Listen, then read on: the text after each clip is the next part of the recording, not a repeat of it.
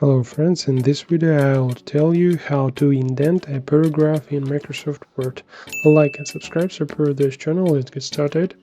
The first way to indent one paragraph is to use the Tab key on the keyboard.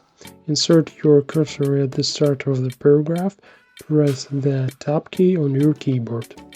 By default, when you press the Tab key, paragraphs will be indented by ½ an inch. But we can change this by right-clicking and selecting a paragraph or by selecting paragraph settings. Next, select tabs, and in the menu of the tabs button adjust the indentation up or down. But using the tab button for each paragraph will be inconvenient, especially if there are a lot of them.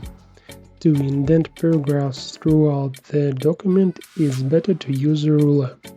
By default, the ruler is disabled, and to enable it, go to the View tab and select Ruler in the Show section. Next, select paragraphs that you want to indent. Slide the top ruler marker to the right to the desired indent length. The indents of the paragraphs will move as the ruler marker moves. To use the ruler to indent the entire document, we'll highlight the entire document using the shortcut Ctrl+A. Next, slide the top ruler marker to the right to the desired indent length. And of course, you can adjust the paragraph indentation in the paragraph menu. Be sure to highlight the entire document, because if this is not done, all error actions will be applied to the current paragraph where the cursor is.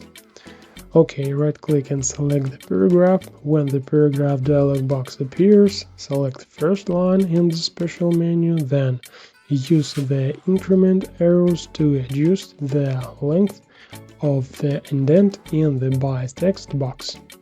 Let's say 1 inch. Click OK, and the indentation is applied to the entire document. That is exactly as we move the top marker of the ruler. Now you know a little more. Thanks for watching.